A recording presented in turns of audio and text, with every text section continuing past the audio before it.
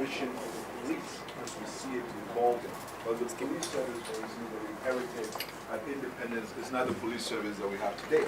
And we don't reckon that the police service we have today will be the same 40 years from now. So what kind of path do we follow so that it evolves in line with the kind of society that will also evolve over time? These days we hear things like visibility policing. From our perspective, we also talk about efficiency policing. How do we merge those two in view of changing demographics?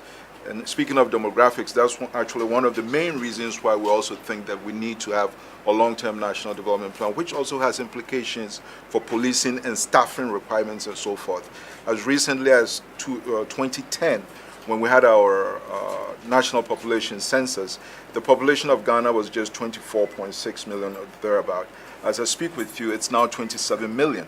By the year 2050, it would reach 46 million, and by the time Ghana actually turns 100, it will be 50 million. Obviously, it has implications for law enforcement, especially as the society also becomes more urbanized. We are currently just under over 50% urban. By the year 2057, we anticipate a situation of 90% urbanization rate. That is, 90% of Ghanaians will be living in urban areas. That also has implications for policing. As we speak now, Greater Accra is the most urbanized of the 10 regions. It's 90% urban. And Accra city itself is 100% urban. And so we can sort of project into the future what the challenges are of urbanization, which means that we need to plan accordingly.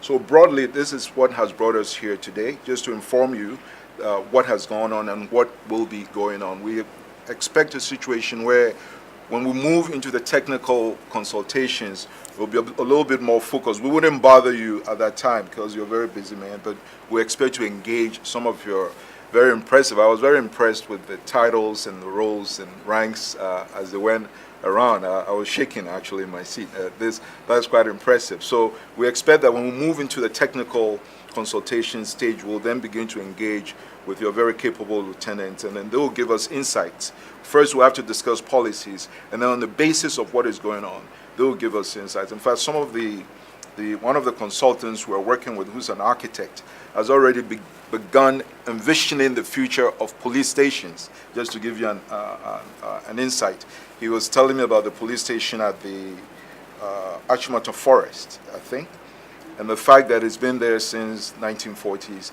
And the vision is, what kind of police station do we see replace that with? And he's come up with some sketches. Maybe later on we'll show them to you. A staff room with kitchenettes and microwaves and all those things, or cells and so forth, even barracks.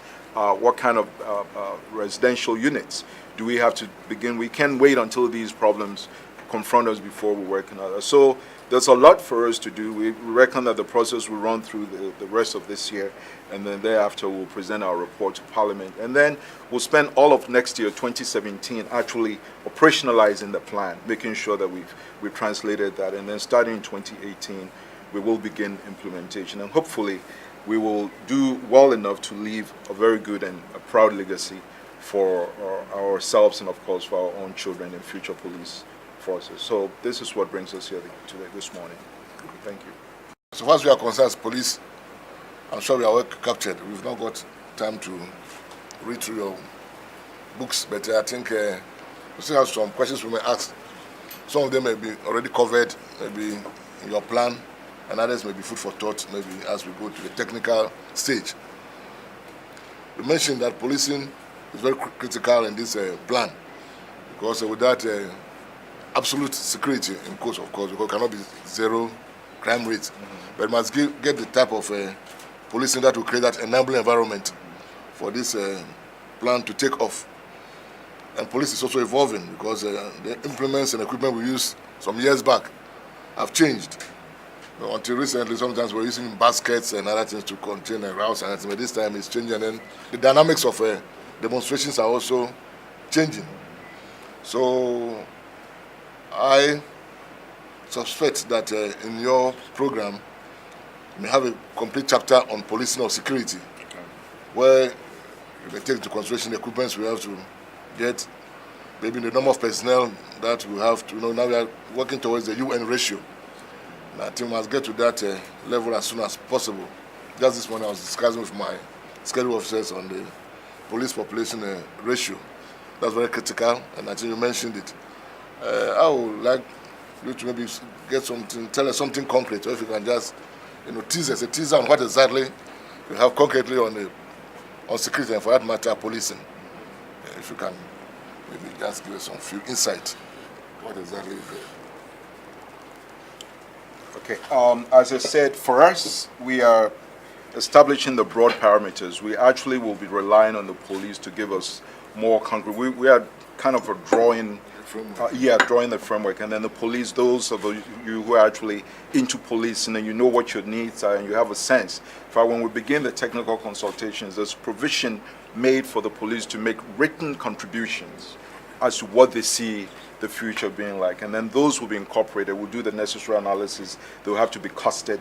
There's a whole section of the plan that deals with infrastructure, and within infrastructure we talk about facilities, and within facilities there are police facilities, prisons, schools, hospitals. All those things will fall into place, but they will have to be in line with what we envision the future to be. And so issues of green buildings, as they call it in South Africa now, they actually have ratings for green buildings, how climate compliant your buildings are. We've envisioned similar things, but that's after the police itself has told us what they think the future should be, and then together we'll formulate that into the plan, cost it, and then begin to implement that over the years.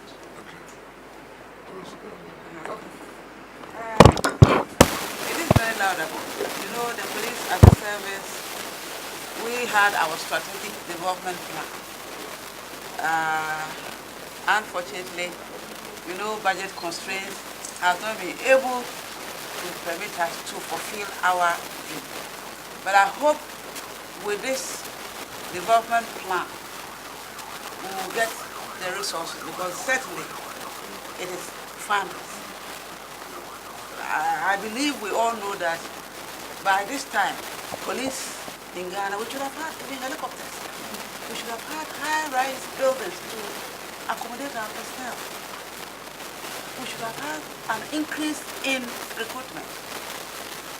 So all that I'm saying is that I hope we'll have the financial backing to ensure that whatever we plan, our dream certainly is very big, and that we will be fulfilled. Thank you. Is the National Development Planning Commission there, and this is an introduction, and then this is about the plan itself.